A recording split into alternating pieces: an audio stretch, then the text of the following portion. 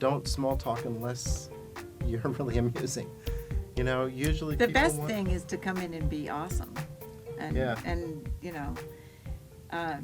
so yeah, I think, I wouldn't say don't small talk, but be awesome But also feel the room, because a lot of times you really kind of want to get a sense of who the person is, because they're going to be there all week. So if they, if the people on the other side of the desk, who by the way are desperate for you to be good. So when you go in there and you think, oh my God, there's all these people sitting there, all they want is to think, oh, that person was great. This part's going to work. We can cast this, and we're not terrible writers. That's kind of what's going on in our head. So, you can say hi, and if you have a question, ask the question. A lot of people come in and say, "Is there anything you want to tell me?" And usually the answer is, "No. Let's see what you do, and then we'll tell you after that." Something that I... You know what? If small talk makes you feel more comfortable, then I would say it's not a crime. But the reason we're all here is so you can be awesome. So go on, do it. Do it already. Yeah.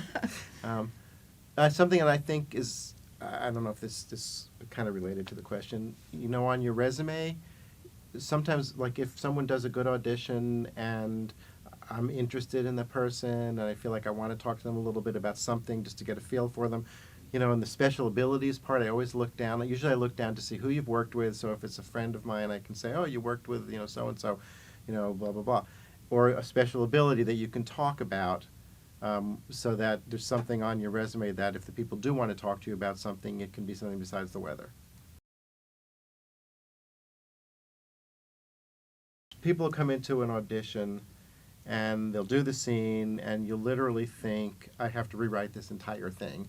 And then the next person will come in and they'll say all the same words, and they're not like, doing shtick. They're just funny. And they say all the same things, and you just think, oh, great, I don't need to touch the scene. It's great.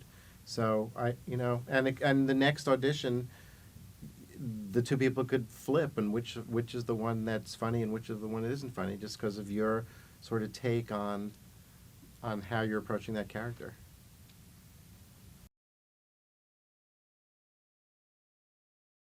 You're extremely involved. One of the things that we learned in our career that we're very fortunate with Fran that she's, also a writer. She's very bright. She's very funny. But she definitely wanted, I think that all stars of shows they don't want to just like get the script Monday and, there are very few stars of sitcoms that you say to them, just say what we wrote, and that they're going to go, okay. Fran was very collaborative. Fran and I laid out pretty much the outline for every story on The Nanny for the whole run of The Nanny. One day a week we just met at her house and laid the stories out. And it was really helpful because, you can tell a story in several different ways. And It's very wise to tell the story the way the star wants to tell the story. You always say it's easier to ride a horse in the direction it's going. So if the star would like, if the story makes sense, and it's the way the star feels comfortable, telling the story, that's the way that you should tell the story. And you get the relationship you ultimately end up with having with your star. Hopefully, one of the reasons that Nanny also worked out so well is we all are still friends. We were friends then, and sort of one of my favorite stories to answer that question is, all right. So we had a scene. I mean, I guess the terror of being a showrunner is that you're going to have a huge moment in front of the audience and it's going to land flat and the star is going to go, can you come here for a second? And that now in front of the audience you have to think of how to fix this, and you have to do it kind of immediately.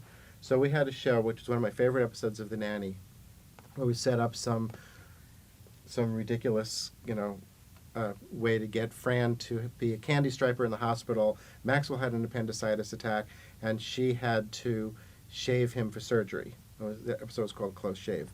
And she realized that she had to shave his, kind of like say, pubic hair on the Virtual Channel Network. And so then, I guess the line was shave him, the doctor said shave him for surgery, and the line was shave him where? Ooh, and then then it said Fran reacts. So we get to the scene, right before the scene, they're setting it up, and Fran goes to me, can I talk to you for a second? So I go out there, and I said, what's wrong? She said, well, I'm a little worried about this right here. Don't you think I need a joke here? So I said, no, I don't. And my heart's pounding. And she said, well, it says Fran react. So I said, well, yeah, you're going to react. You're going to be hilarious. So she said, what exactly do you think I'm going to do? So I said, Fran, I don't know what you're going to do, but I know that you are going to be hilarious in this moment. You don't need a written joke. This is going to be hilarious. So she said, and I thought, oh, now I can go hide behind the bleachers. So she said, well, you better be right. So it turned out to be, her reaction was hilarious. We got a 3-minute laugh spread on that joke, which is the longest laugh spread I've ever had in my career, which of course the network made us cut to 5 seconds because they wouldn't let us play a laugh that long. But it was terrifying, but yet I knew enough to have the nerve to say to her, no, I'm right, don't worry about it, that she was going to be great in that moment, because you get to have the relationship with your star where you know what it is that they do.